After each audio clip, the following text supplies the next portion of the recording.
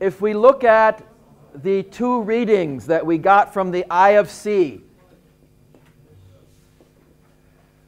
website and compare them to the 4 moral or ethical leaders that we dealt with so far, what can we tell? First of all, on the first test, there's 3 tests, as you know. On the first test, some of these things will be important, so please write them down. What does IofC stand for? Initiatives of Change. There'll be several other training institutions we'll be dealing with, but this is the first one because it has such a close link to NDU. We even did one of these trainings for the Arab world here on campus 2.5 years ago. So if we take those 2 readings, the one was done in Panchgani in India, in the Initiatives of Change Conference and Training Center near Mumbai, and the other one was done here at NDU about 2 years later. What are some of the things that you saw in those 2 articles that we can link to the handout that I gave you? And by the way, I did upload that now on Blackboard and on Facebook. For those of you who don't have Facebook, Blackboard is the official reference. What was the overlap? What was the commonality between those 2 articles that you downloaded and the 4 ethical leaders? By the way, who are the 4 ethical leaders? Franco Bernabe of ENI, Italian corporate leader. Martin Luther King Jr. Dag Hammarskjöld, which I'm pronouncing the German way, so it's wrong too. But it's closer to Swedish probably than what you just said. What was his position? Second UN General Secretary. And then Initiatives of Change itself. The founder of Initiatives of Change is called Frank Buchmann. But that's not important because it's more related to the training method than it is to the actual individual. So remember Martin Luther King, Franco Bernabe, Dag Hammarskjöld, and Initiatives of Change. So what is something that's common to all of them and the 2 articles that we read, which were written by people your age and posted on the website? Okay, willing to exercise personal change, dispositional level, as opposed to situational. It's the people I'm with who have to change first, or systemic, it's the entire government or the capitalist system that's at fault, or the school system that made me this way. So they're willing to personally work on themselves, and from the methods that they use, what is something that they all have in common? If you're going to make this decision or you're going to work on it, all 4 of them have an approach, something they do on a daily basis. Okay. Yeah. Solitudine, which would be whose approach? Franco Bernabe. What else?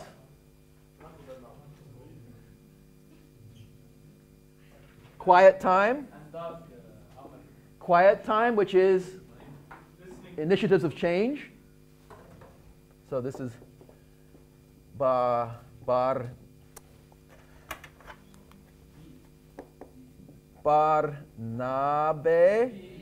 and the B goes like this, right? Like this? Like this? The other way. Okay, yeah, Barnabe. Okay.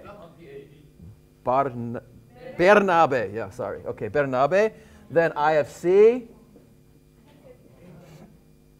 Then we have Martin Luther King Jr., which is, oh, that goes over here. Martin Luther King Jr. Self-purification.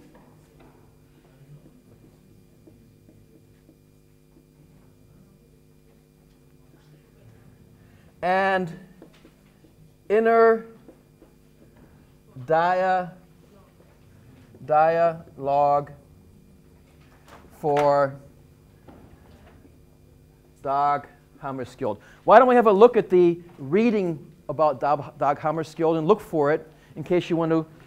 Yes. Purification, self-purification. It's in the handout, self-purification. if you go to the reading from Hammarskjöld, let's see, where is that?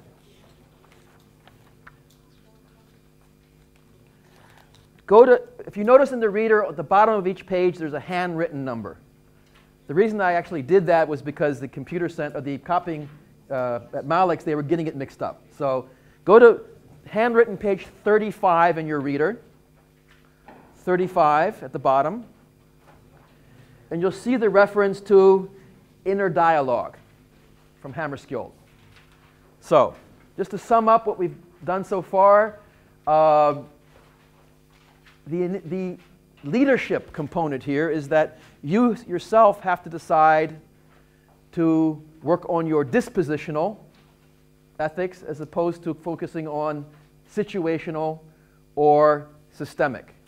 And second of all, you need some methods. You need some tools to make this work. There's many different ways of doing this.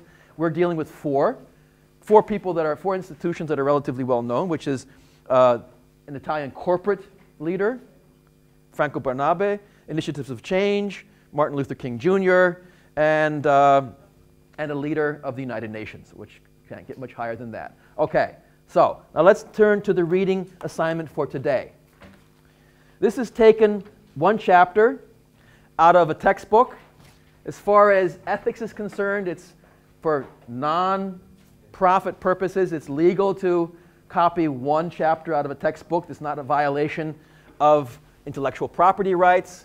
Does anybody know the principle which allows you to use small portions of copyrighted material for non-profit, artistic, educational purposes? Okay, first of all, you have to write the reference. You can't just take it and put your name on top of it. That's obviously not ethical. But a lot of corporations, they don't want you to use their logos or their pieces of their movie, and if you do, they're going to charge you a lot of money. You can defend yourself against that through the principle of fair use. This is an internationally recognized concept. Corporations are very unhappy about this, but it's recognized by Lebanese law, recognized by US law, which is usually the most important one because that's where people go when they want to sue, and also by international conventions. Fair use principles means that I can take 5 to 10% of a movie or a song and use it myself without paying anything, as long as I attribute it, say where I got it from, and the use is not commercial, but rather for artistic, educational, or scientific purposes. So obviously, in this case, it's for educational purposes. So when we copy these short segments out of books, it is ethical. This is important, of course, in a course on ethics and leadership. So when this chapter is out of a textbook for public administration, but it's very valid for the other two areas of administration. We talked about three, remember? What are they? Three sectors. If you want to divide the entire society into three sectors, we have public, which means governmental, the state. We have private, which means business, corporations, for profit. And we have civil, which is everything else, which is not the state, not governmental, and not the corporate or business sector, but it's, for example, NGOs. What else? The non-commercial media and education, which would be us. So schools and universities are usually attributed also to civil society. So whether you're in the public sector, the private sector, the civil society sector, this chapter will be relevant for you. So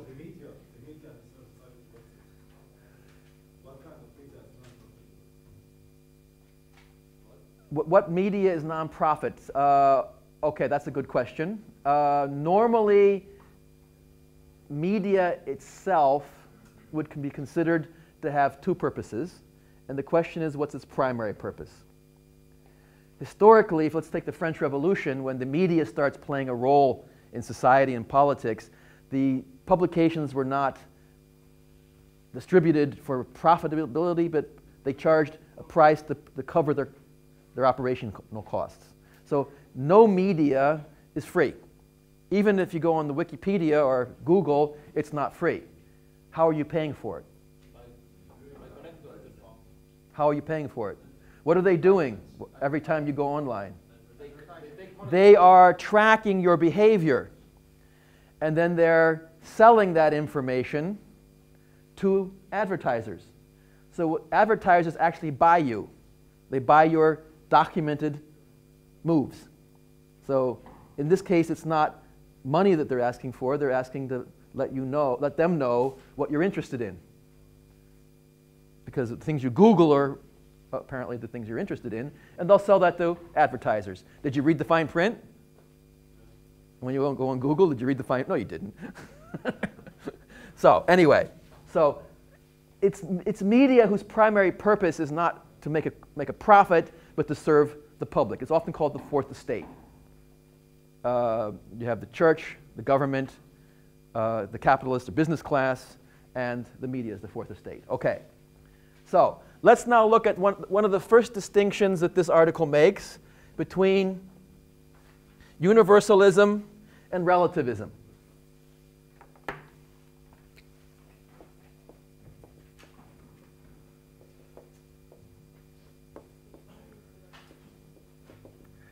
Okay. Easy to remember. We all know what universal means. We're at a university. By the way, why do you have to take liberal arts courses? Because the university wants to make money off of you? You go like, give me a break. I'm an engineer. Why do I have to take a stupid ethics course? Why do you have GER?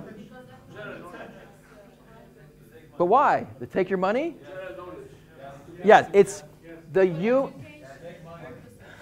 universal side of education means that a good engineer has to be, if you will, a Renaissance man. In the Renaissance, the rebirth of classical Greek and Roman thought, the idea was that a good person, which was a man at that time, had to be good at business, at science, at art. He also had to be a philosopher. He had to be a lover and a warrior. All a very well-rounded person. That was the goal. And that's the foundation of liberal arts. Why liberal and why arts? What does artisan mean? Does it mean a painter? No. It means stuff you do, right? Manually. So it's arts in the sense of artisan. It's the things doing things. Liberal. Root is free. So the engineers are going to like that. Free of practical application. It's science for science's sake. Doesn't make much sense if you're studying architecture or nursing or engineering. But that's why we give you a liberal arts component, so you're balanced. One of my favorite students, he's now in the US, after getting turned down twice. He got a scholarship in the US. And in between, he went to Kazakhstan. He took 2 courses with me. And he said, the courses I took with you were very useful for me as an engineer in Kazakhstan because I understood some things about the transition in Kazakhstan from communism to capitalism that I didn't get in engineering classes. So this is the purpose of liberal arts, giving you political, cultural training that you need to go along with your engineering skills. Of course, you have to be a good engineer, but you should also know the context. What is the world you're working in? By the way, thank you guys for being quiet. I'm very happy. It's a lot better teaching environment. So universalism versus relativism. Universalism means that your ethical principles apply everywhere to everyone at all times. So, no conditions. Everywhere, everyone, all times. Give me an example of a universal set of ethics. No, like an example of a set of ethics. That's a principle within a set of ethics. The Ten Commandments being part of which set of ethics? Which religion? Okay, Judaism. The Hebrew Ten Commandments, which is part of the Old Testament. By the way, guys, that is part of the Bible, right? In case you didn't know. Go ask your priest. The Old Testament is not the Jewish part. We only have to pretend, use the new part. Okay, the Ten Commandments, part of the Hebrew, ancient Hebrew set of ethics. Is it universal? Yeah. Does it apply to everyone, everywhere, at all times? When Moses went up to Mount Zion and came back with his tablets, did it say at the bottom, disclaimer, this only applies in certain areas for certain people at some times? No, it's universal. So, another set of ethics would be the Christian set of ethics, as we now know from the two books in the Bible, Old Testament and New Testament. Another set of ethics would be Islam. These three universal ways of seeing the world, do they contradict each other? No? At all? They have different ways of saying exactly the same thing? No, there are certain conflicts, right. So, what do we do in a world where we have conflicting universal sets of ethics? Do we give up on the concept of universalism? Or do we say we'll just have to live with conflicting sets of universal ethics? We'll adapt. So that means there are then people whose ethics are based on the belief in the sacred, the divine, which means that ultimately it goes back to God or some other divine force. And those who believe that this comes from rational thinking. Right there, it's a conflictive approach. So we have the secular and the faith-based. Now, this does not mean that we're relativists. It just means that we have conflicting universal systems. Is that clear? So there are certain things in Islam that Christians can't accept, and there are certain things in Christianity that Muslims can't accept. And did you know that the Jews are also an official religion in Lebanon? One of the 18 is Judaism. They all went to Paris, by the way, so if there ever is peace, they're going to come back. Just know that, okay? One of the benefits of peace in Lebanon will be the return of around 12,000 French Jews, who are also Lebanese. That'll make it interesting again, because the Jews didn't leave until 82, until the Israelis came, because then people were taking revenge on them for what the Israeli army was doing. But they're still Lebanese citizens in good standing. They didn't go to Israel, they went to France. So, whether it's Hebrew, Christian, or Muslim universal ethics, the fact that they contradict each other does not make them not universal, it just makes them contradictory. And what do most people do in a situation like Lebanon when we have some conflicts, but the majority of the ethics are the same? What do you focus on? The common things. For example, business ethics, it's the same. Ethics related to creation. We often call it ecology, the science of the ecosystem, of the natural world. It's the same.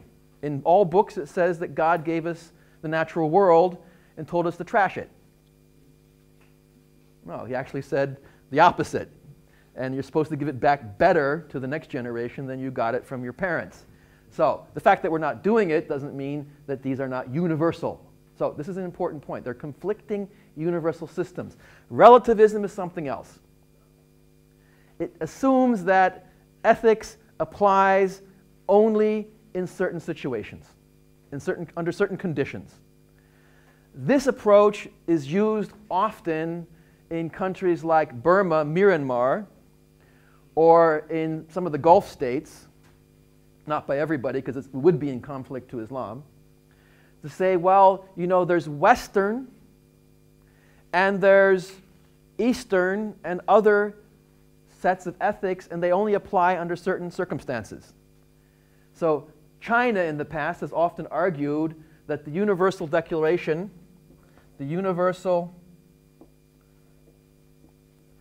Declaration of Human Rights, Universal Declaration of Human Rights, is a Western conspiracy. Now, the Western part's true. Who from Lebanon do you know played a role in writing Charles Malik? Yeah. And the claim is that not so much Western as Christian. The Universal Declaration of Human Rights has a very strong Christian bias. It also has a very strong Hellenistic bias, which is the thinking of the Greeks. That's true. Charles Malik was from the Middle East, but his thinking was primarily Christian and not, of course, reflecting the Muslim tradition. So Chinese would say, well, that's not our background. So why don't we say the Universal Declaration of Human Rights applies to the West, but not to Asia? And there's some value in that, because the dilemma between group and individual, one of the four paradigms, it becomes very clear when we look at the cultural, remember we talked about cultural context, the cultural embeddedness. This system of universal human rights is highly individualistic. It primarily focuses on one man or one woman or one child, the individual, which runs counter to the cultures of most countries in the world, or most peoples in the world. So it's a strongly French, British, Christian, Jewish, Hellenistic bias. So we have two options here. We can say, okay, well, that's still universal, and we'll have to just accept it. Or we can go for the relativism option, which says, in some contexts, this applies, in others, it doesn't. For example, the claim that I have the right to invade a country if a minority in that country is of the same language group as me, because I have to protect my brethren. Putin was not the only person to do this. More famously, it was done by Adolf Hitler, who went into Austria and Czechoslovakia for the same purpose. Now, if we want to make this universalist, what would that mean from now on? That would apply to anybody.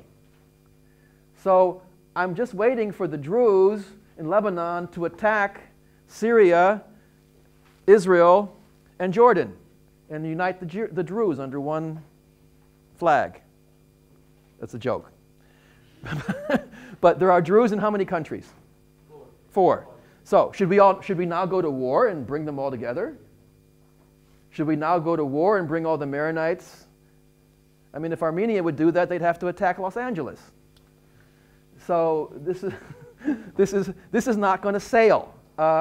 What you're going to do is if you have this thinking, normally it's relativist. It applies under certain circumstances, certain conditions. So be aware that conflicting universalist sets of ethics are not the same thing as relativism. Relativism is very common now in Western Europe. If, for example, immigrants come from the Middle East who believe that their children should not take sports education because girls and boys should not be together when they have gym suits on. A big issue in Germany and Austria with the Turks. A big issue in France with the North Africans. A big issue in the UK with people from India, Pakistan. What's the second largest Muslim country in the world? India. India. First it's Indonesia, then it's India. Oh, in Europe. No. The largest population, Muslim population is in France. The second one is in Germany. The third one in the UK. Yeah. So a relativist response would say, okay, in certain cultures, we'll allow the parents to keep their children out of sports education, and because that's just the way their culture is. That was the response for a certain time in certain European countries. Let's go let them do their own thing in their own communities. The problem is that when you let this happen, we had cases of this happening in the US and I know it was in the U.S., what do Hindus who are very traditional do when the husband dies? What do they do with the wife? They burn him and they burn her too, right? Although she's still alive. So there was an attempt to do this, right? There was a case of a Japanese woman, very devout. Her husband died, and so she walked into the Pacific Ocean to be with him and his soul. And they had to stop her, and she said, it's my right to commit suicide because that's our tradition. So obviously relativism has its limits. And I would say there's a shift now within Europe to go back to universalist traditions. Does everybody understand the difference between universalism and, okay, good.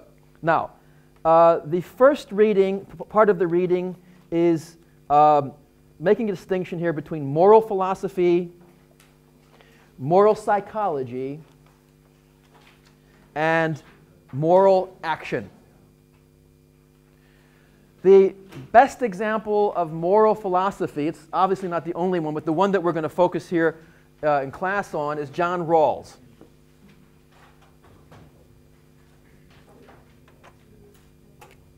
The veil of ignorance. Who can explain it?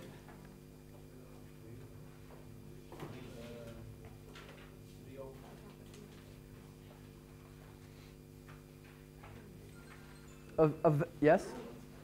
Veil, okay. When you want to cover your face so people don't know who you are,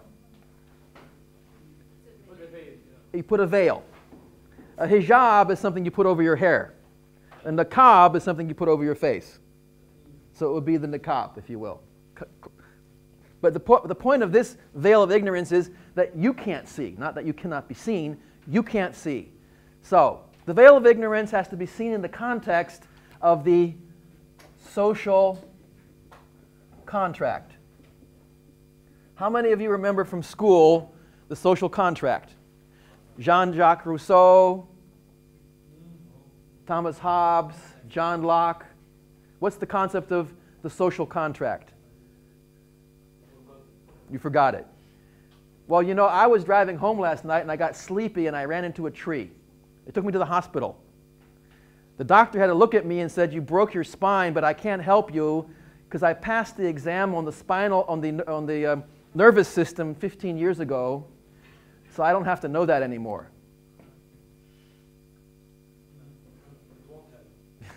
It's a joke. Okay, I announce my jokes. Okay.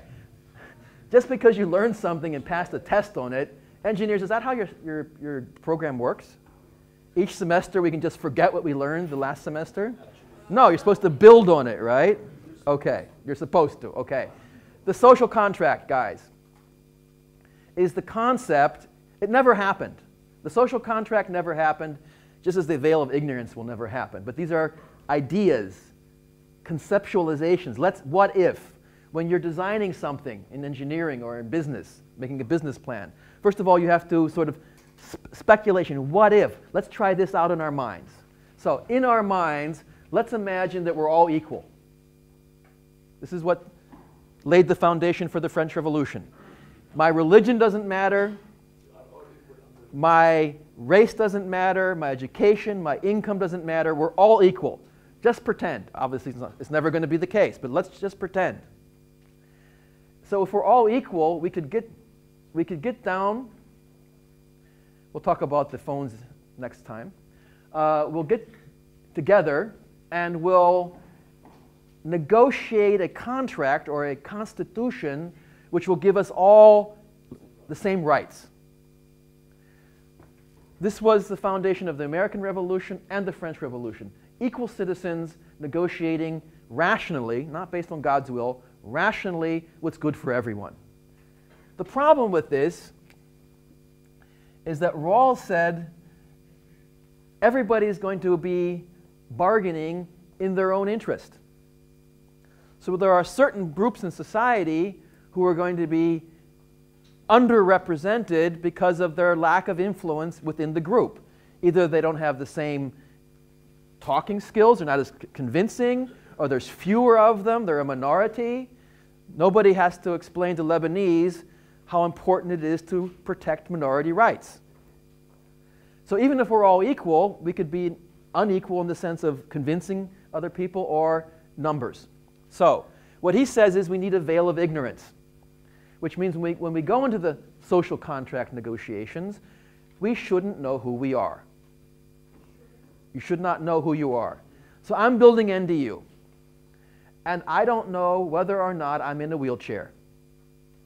So what will I do? You won't build, I won't build it the way it is now, right?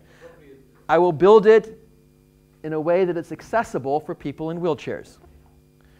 Or historically, a lot of businesses only had one toilet because no women work there, right? So why do we need two, right? So I'm organizing things, opening hours, timing for buses, whatever. Women use things differently than men. If a family only has one car, who usually drives it? And what does the mother do? Takes the bus. So buses and taxi service are more of a female, or they're also an issue of class, poor and rich. So if we don't know whether we're poor or rich, male or female, live in the country or the city, have education or not, when we go into the social contract negotiations, we will think of everybody's interests. So philosophically, he says that we will have an ethical system which is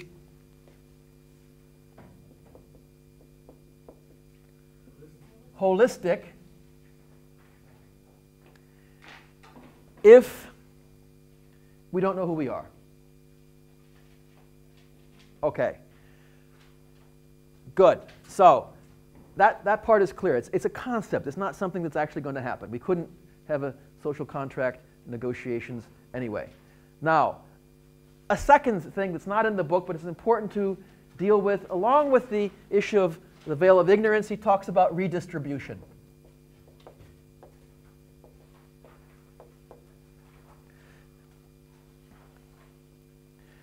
And this concept actually comes from the Old Testament. What the ancient Jews did is I think it was every 70 years, I should know this, but I think it was every 70 years, they canceled all the debt. And everybody was back to the starting point, because they realized the ancient Jewish society, the ancient Hebrew society was a tribal society. They were nomads. And so it wasn't a lot of value around anyway, but the redistribution problem is that even if we all start out equally, some people are smarter than others. Some people are more hardworking than others. And over a couple of generations, what's going to happen? The imbalance will... We're going to go back to the imbalance. So what Rawls suggests is that we need a mechanism, not just cancel all the debt, but a mechanism that takes value from some areas and redistributes it, because over time we will have an imbalance. This is what the modern welfare state does.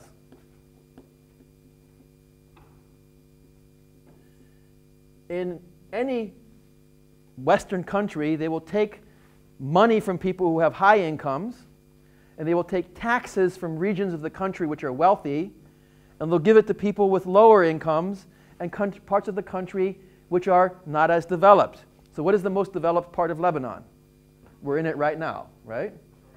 It's Kisirwain, Metin, Beirut.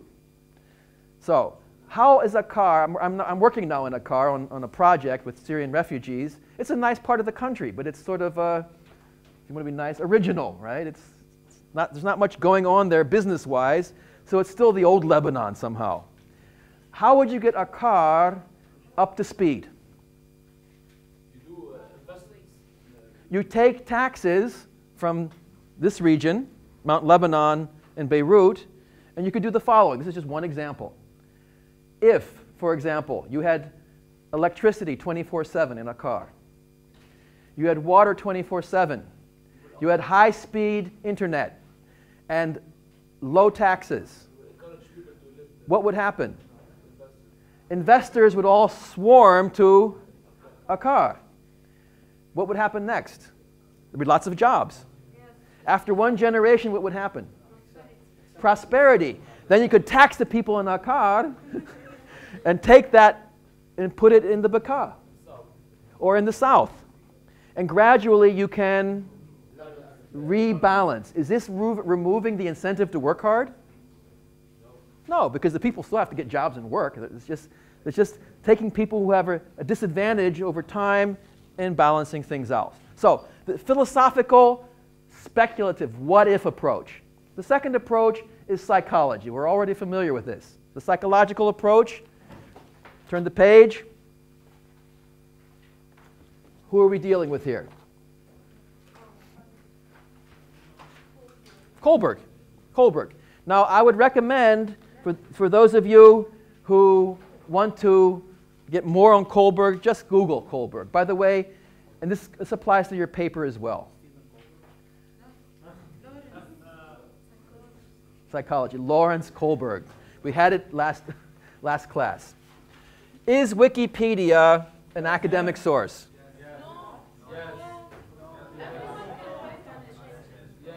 Okay. Okay, good. I'm glad that there are some people, since this is being taped, I have to be civilized when I describe to people who don't like Wikipedia. Otherwise, I can be more blunt and actually rude. But Wikipedia, the claim that everybody can write on it, which means that the information is not sourced. There's no real knowledge where that information comes from. The claim that this information on Wikipedia is not properly sourced. Where did you get that from? They told you in school. I rest my case. Your claim that Wikipedia is not properly sourced is itself not properly sourced. Gotcha. Okay. All the professors, when you go to take sophomore rhetoric, and the professor says, the teacher says, you can't use Wikipedia, it's not properly sourced, say, Ms., usually part-timers are female. Is that sexist? Okay, sorry. Where did you get that information? And she'll tell you, everybody knows that. That's not properly sourced. The truth is, when you look at Wikipedia, you have to see whether the entry is itself documented with footnotes. When it's fully sourced, it's an academic source which can be used in class for your paper. If it's not fully sourced, Wikipedia will tell you at the top. Not fully sourced. This is a stub. Don't cite this. They'll tell you. And the thing is that the fully sourced articles in Wikipedia are more reliable than Encyclopedia Britannica because they're constantly being checked and updated. So the moment somebody dies, like a famous rock singer, all the rock singers of my generation now are dying one after the other. I'm always mourning on Facebook. It's like every single week I got one guy, one of my favorite rock singers, gone, right? So then you go on Facebook, you go on Wikipedia, instantaneously it's updated. But it's updated in a very scholarly way. So you can use Wikipedia. So I would recommend, why I'm saying this, go to Wikipedia for Kohlberg. Go to Wikipedia for the Heinz dilemma. That handout was from Wikipedia, just so you saw that. Okay, so the breakdown here. We have the three levels: pre-conventional, post-conventional, conventional and post-conventional. The major criticism of Kohlberg. For those of you who came late, we'll talk about the talking policy again before Tuesday's class, but it's serious. That's why. Did you notice, guys, it's so quiet in here? When you walked in late and you said, wow, it's quiet in here. What happened? Okay, something happened. Okay, it's just so you know. And, well, I'm not going to tell you. You'll have to find out from your colleagues. So, the pre-conventional phase is not where we don't know what's right or wrong, or we don't respond to what's right or wrong. We don't know it. It's an awareness issue. Animals and infants don't have a level of awareness high enough to actually understand rules. When my daughter was about 5 or 6 months old, she kept on trying to grab teacups and coffee cups. And you know what's going to happen? She knocks it over, she burns herself. So my wife said, okay, take a coffee cup. Don't make it too hot, but just enough so she feels it. Put your hand on it and let her touch it. So she went over, and I said, Noor, hot. Hot. And after that, we didn't have to do anything. We said, Noor, hot. And she goes, okay. This is the pre-conventional level. The pre-conventional level where they can't get it yet, right? But they know hot, and boom, they felt it. She felt it, okay? Animals are the same. When you train dogs and cats not to get on the furniture or to sit or to come, you do it with punishments and rewards.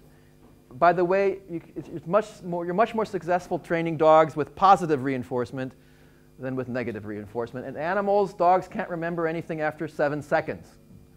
So if they did something 8 seconds ago and you reward them, they won't know why. They'll just go, oh, free food, okay. They won't get it. They'll actually be confused. So it has to be within 7 seconds.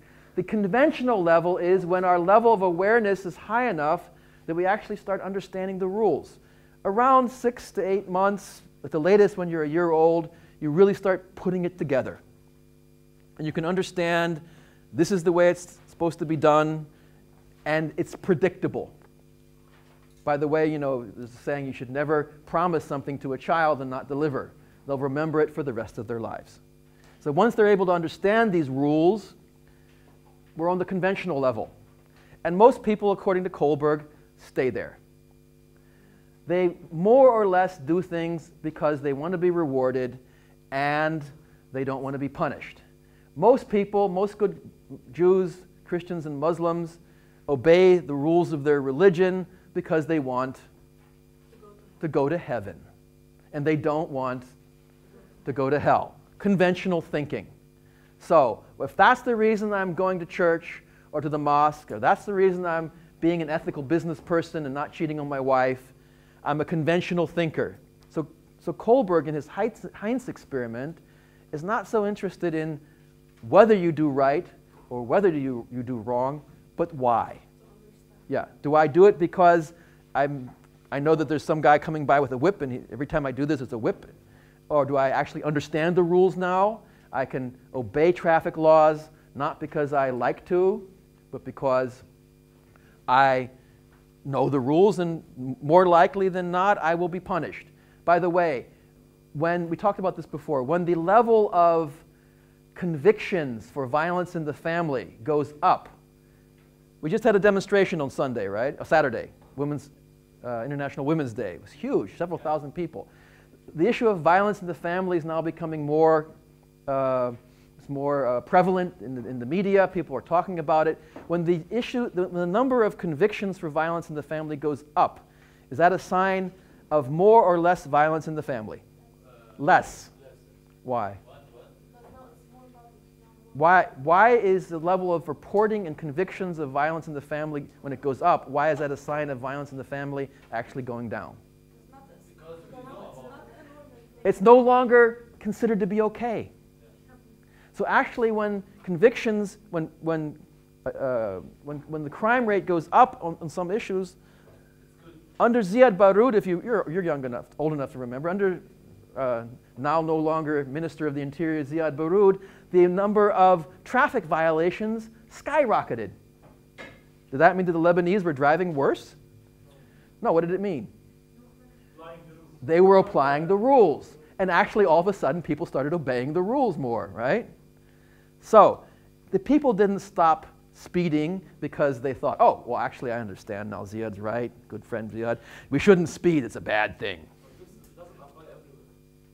What? For example? Because sometimes it can mean that a high level, for example, a crime level increase in some areas, it can be due to a high level of drugs. Okay, good. Sometimes an increase in crime can actually mean an increase in crime, simply put. But, for example, if the number of students being expelled from classes because they're talking in class goes up, that probably means that the classes are getting quieter. See what I mean? You got my drift? Okay. Doesn't mean that more people are talking. It means that it's being enforced. The student union's now trying to enforce the smoking policy. Did you notice that? Isn't it nice? You didn't? Well, those signs, you know. Wasn't it nice yesterday to have walked through those rooms without smoke? By the way, we actually have you can go to the Facebook to the smoke parade.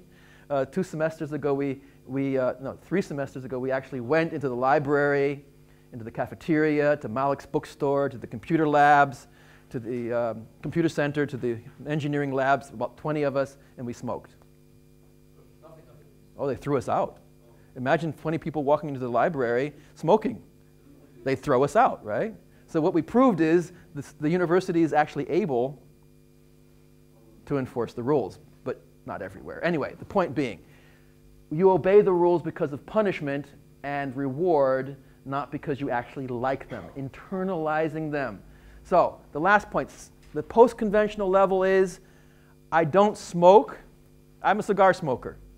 I don't smoke because I think it's unfair for people who don't like smoke to be exposed to my cigar smoke, so I don't do it. People, using the religious example, do I obey the rules of my religion because I want to go to heaven or because I think they're right? But primarily. It should be right. If you internalize the values of your religion, you'll do them without heaven or hell.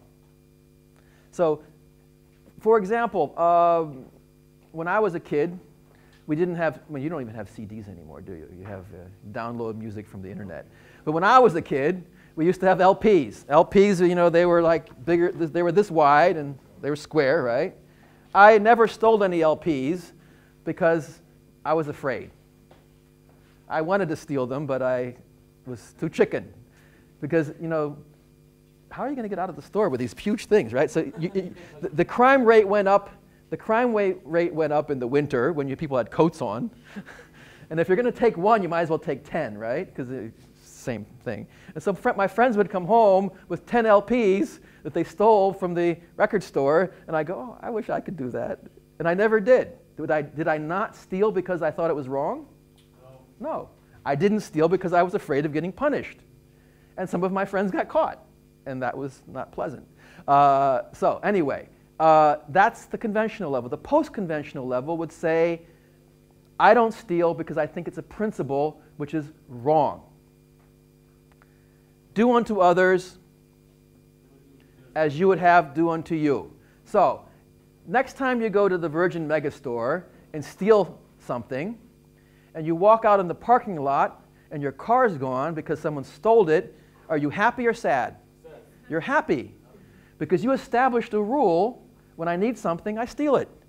And just 5 minutes later, people were following your example and they stole your car. It's catching on. I'm so happy.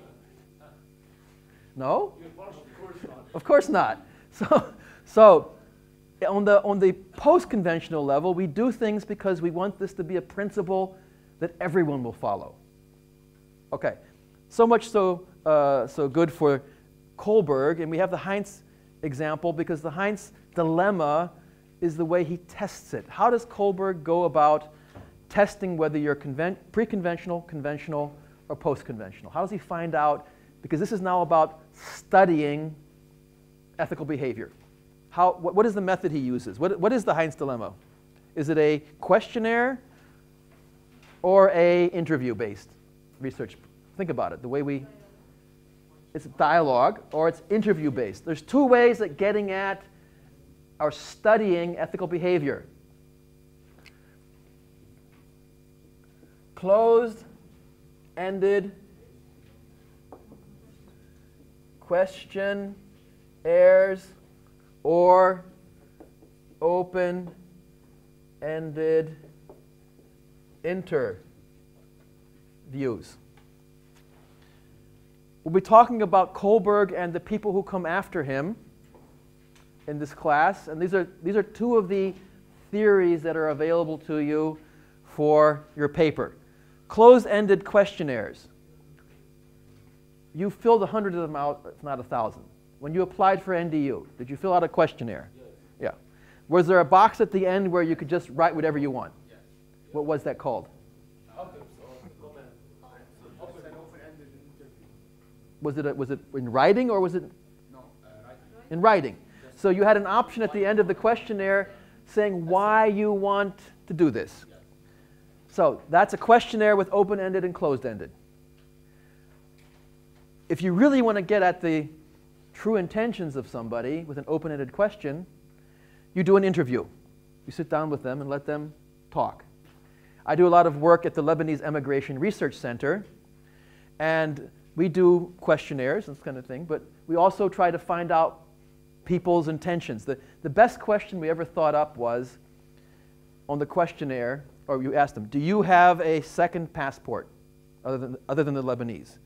If yes, is it from a Western country? If yes, and now we have the open-ended question. What would have to change in Lebanon for you to be willing to give up all your passports except the Lebanese one?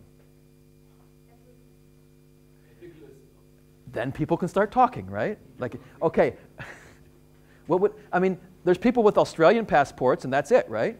There are people with Dutch passports or Norwegian passports or Japanese passports. They don't go around collecting passports from other countries. So what has to change? Can you write that in one line? Everything. Okay, that's it. It's not. Now people start imagining, this is a very creative question, start imagining a country that they would like to live in. And this can take 2 minutes, it can take 2 hours. It can take 2 4-hour interview sessions, right? Depending on the approach. Okay, you got the idea. So what Kohlberg does, he does interviews. He gives you alternatives, dilemmas, and you have to not only say what you're going to do, but you have to say why. You have to justify it. And the justification is what he's interested in. So it's actually a way of studying ethical behavior. Is this an empirical approach? No. What does empirical mean? It's based on tests. Okay, empirical knowledge is based on observation or experimentation. Empirical. What's that? Not the opposite, but the other way of dealing with knowledge beside empirical? Empirical is how things actually are. And what is it, how things should be? Normative. Does Kohlberg actually care whether Heinz steals the medicine or not? Does he care? No. What does he want to know? Why? This is a very highly empirical approach to try to discover ethical behavioral patterns. So what we're doing now is not only talking about ethics in the sense of how we should act, but also how people do act. So this is very, very important for you as a leader, as a future leader, to know what you have to do to get people to act ethically or not. And one of the things is to discover whether they are pre-conventional, conventional, where most people are, or post-conventional. Now Heinz Kohlberg's theory has a very important weakness, at least as far as his critics are concerned. We mentioned this very briefly before. What Kohlberg assumes is that you start out, he has 6 steps. You start out 1, 2, 3, 4, 5, 6. So, pre-conventional, post. And he assumes, it's actually the term is used, the staircase approach. He assumes that over a period of a lifetime, we obviously are able to graduate from the pre-conventional to the conventional, but he says most people get stuck right here. They never get beyond the second phase of conventional. They never behave because it's the right thing to do, and I don't care whether or not I'm going to heaven.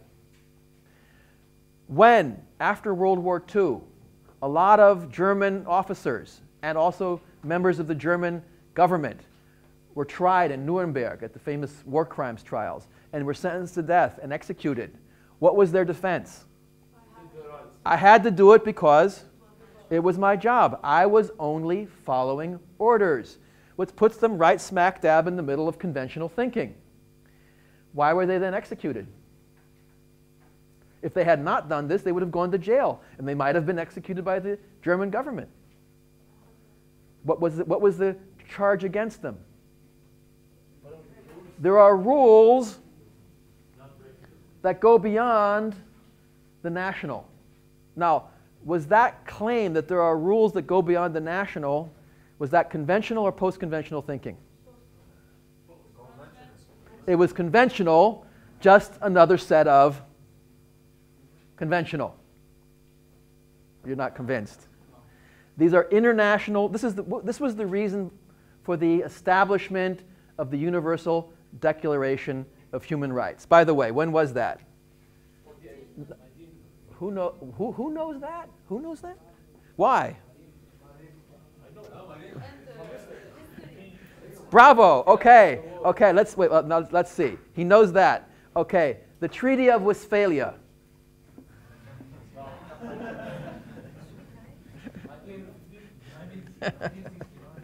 No. You're an engineer? So I want to prove that engineers are actually the best candidates for being Renaissance men, which is my experience. So, the Treaty of Westphalia was 1648.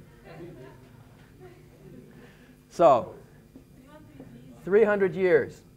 What did the Treaty of Westphalia establish?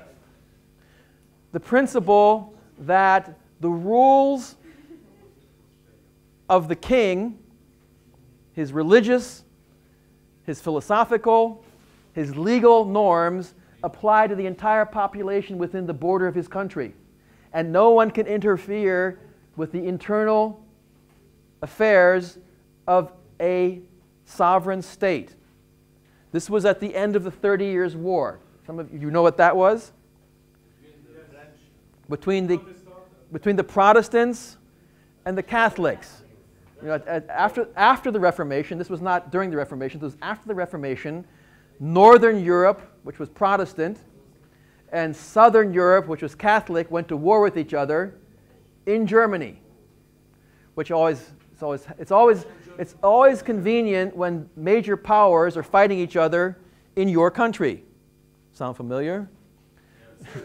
To see how smart the Lebanese are, the Lebanese needed 15 years to figure out that that was a bad deal. The Germans needed 30. They weren't nearly as smart, right? They were twice as stupid, okay, if you will, right? But after 30 years, half as smart, okay. Sorry about that, semantics, okay, half as smart. After 30 years, the Germans and everybody else realized you can't win this war. It's sort of a stalemate. So they decided to introduce a principle in the Treaty of Westphalia which establishes the sovereign rights of states. And this principle was only abrogated, was only changed after World War II. And what was the problem? Which state had applied the Treaty of Westphalia in a manner which most of the rest of the world thought was horrible? Germany. You have to realize that the people who carried out the genocide, the Holocaust in Germany, were not breaking the law. They were obeying the law. The principle was that the concept of sovereign states being allowed to do whatever they want within their borders led to an extreme which the world at the time thought unacceptable. So the Universal Declaration of Human Rights is now establishing a higher set of codes, but the reason that those Nazi German generals and political leaders, government officials were put to death was because they were bad conventional players. It was just another set of rules. They were never saying that even if the Universal Declaration of Human Rights is wrong, break it. They're saying the Universal Declaration of Human Rights is the ultimate truth. What if you realize that the Universal Declaration of Human Rights is wrong? And you want to transcend it. You want to go beyond it. Then you're post-conventional. It's all about transcending. Transcending means that you go beyond ethics based on core values. So, most people don't want to do that, and for obvious reasons. It's not very comfortable. You're usually alone. A lot of people are going to be angry at you. Now let me give you an example from this reading. Whistleblowing is a classical example. This is on page 14. So we'll skip forward a little bit. We're not now here on the issue of individuals versus groups. We're moving on to loyalty versus truth. In a whistleblowing situation, we have a list here of the 10 things you should do if you're a whistleblower. Now you know this because you've already read it. If you're working in a situation like Bradley Manning, does anybody remember him? He changed his first name. I forget. What's his first name now? He had a sex change in his Bradley Manning. Yeah, he's the one who was the major source for WikiLeaks. For WikiLeaks.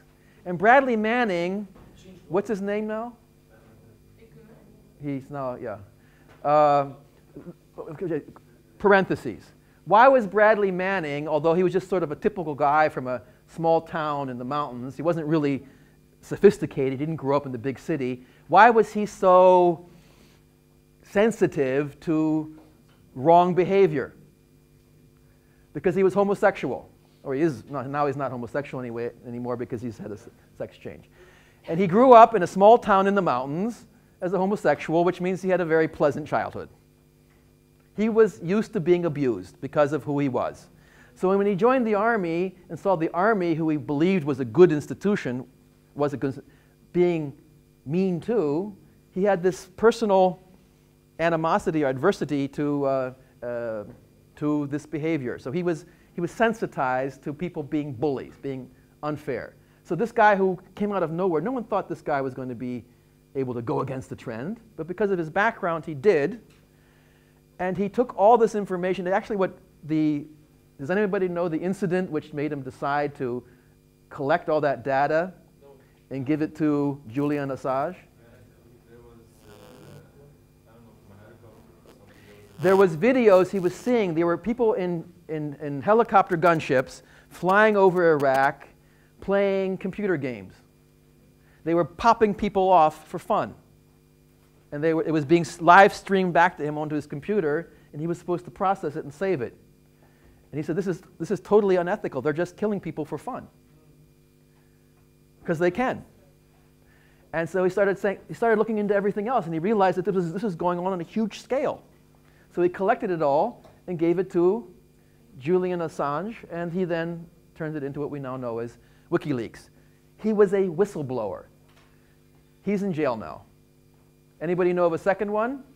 The one that wrote from Russia. The one who went to Russia? Russia and Venezuela. First, he's not in Venezuela. What's his name? Snowden. He was a contractor. He learned something from the Bradley Manning case. He took everything, ready to leak it, and then he went to China, went to Hong Kong, and he leaked it from there. So he's now a very close friend of the United States, China. And from there he goes to Russia. And China and Russia are no longer enemies of the US, but they're not particularly friends either. And he now has political asylum. He also went against his boss, his contractor, which was the Pentagon, but he did it in a smart way. So we have a list here of 10 things that you should do if you want to be a whistleblower. But before we think about whistleblowing, why would you choose truth against loyalty? What you're doing is using your core values and transcending rules. Because in both cases, nobody says what they did is right. Do you think that Putin thinks what Snowden did was right? No. If Snowden had been a Russian and had done it to Putin, you know what would happen, right? He doesn't think it's right. He's not obeying Russian rules as opposed to American rules. He's literally transcending the rules themselves. There's no country in the world which would justify what Manning and Snowden did. But there are plenty of people who think they're heroes. One's in jail, one's living in Moscow, relatively good life. Okay, so why would they do that? Because they have developed a set of rules for whatever reason, or core values, which enables them to go beyond. Now let's look at the practical steps that are necessary to be a whistleblower. The first thing that you have to do when you want to be a whistleblower is say goodbye to your family.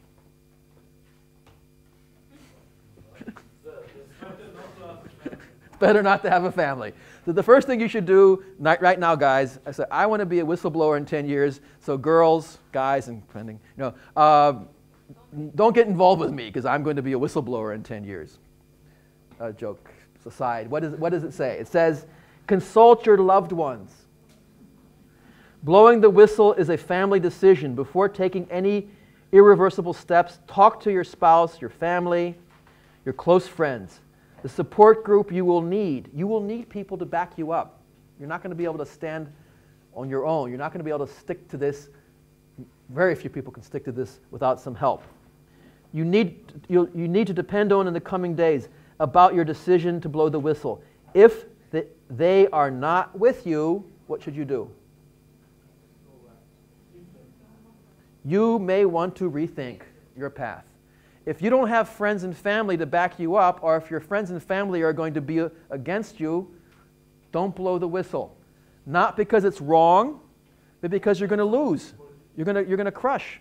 You're going to become an alcoholic or commit suicide. You're not going to be able to take it. This is a lot of people who take that step end up becoming substance abusers, alcoholics, drug addicts, highly depressive, suicide, endangered at least with suicide. So it's a big step, a life-changing step. So whistleblowing is an example of transcending any set of norms to go beyond. Now, should businesses encourage whistleblowing? No. Why? It's not good for business. Okay. Let's look at top-level management. Top-level management has two goals. Every business has two sets of objectives. One is serving the two groups they want to service or make happy. Their customers and their stockholders. Their customers and their stockholders. Their customers, because without customers, you're not going to have a turnover and you're not going to go bankrupt. And your stockholders, that could be yourself too, because you want to divide up the profits. So, if you're in top management, do you want people in middle-level management stealing and lying and cheating? No. How are you going to find out? You put some.